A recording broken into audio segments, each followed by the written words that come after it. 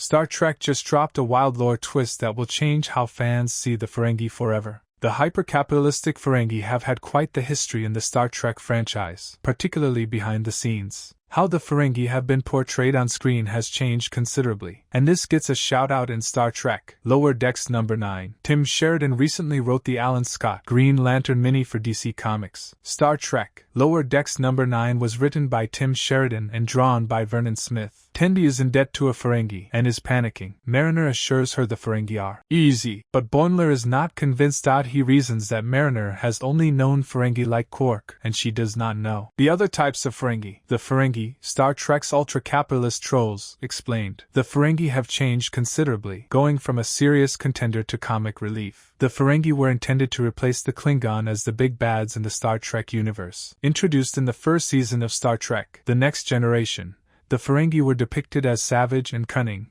and obsessed with profit. Instead of phasers, they carried whips that fired off energy bolts, which Boimler references in Star Trek Lower Decks No. 9. Despite the best efforts of Star Trek, The Next Generation's producers and writers, the Ferengi failed to connect, at least as villains. Despite the best efforts of Star Trek, The Next Generation's producers and writers, the Ferengi failed to connect, at least as villains. They were relegated to comic relief by Season 3, a sad fate for a promising species. Yet, as critics pointed out, a race obsessed with profit and material goods is useless when replicators exist. Armin Shimmerman, who brought Quark to life on Star Trek Deep Space Nine, also played Ferengi in various episodes of The Next Generation. Then came Star Trek Deep Space Nine. The show featured a gaggle of Ferengi in the primary and supporting cast, including the bartender Quark, who Boimler alludes to in Lower Decks No. 9. Through Quark and his family, Deep Space Nine salvaged the Ferengi, showing that while they could not compete with the Klingon, they had depth in their own right. Star Trek reminds fans not all Ferengi are like Quark or Nog. Glom will kill Tendi if she does not pay him back. After multiple seasons of Quark,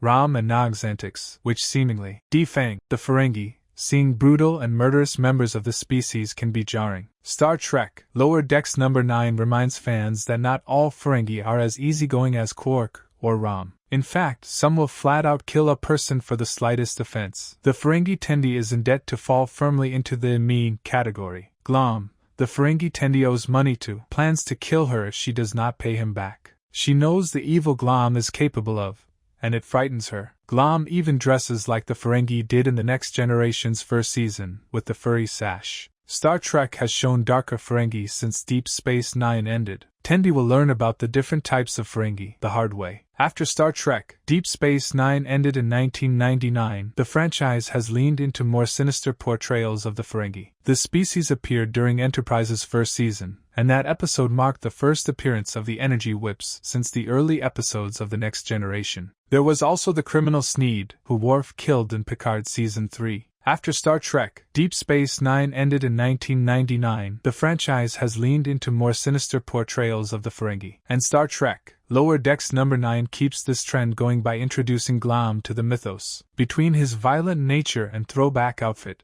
it is clear Glom is an old-school Ferengi. Not every Ferengi is a bumbling idiot, and Tendi is about to get a rude and brutal reminder of this fact. Thanks for watching.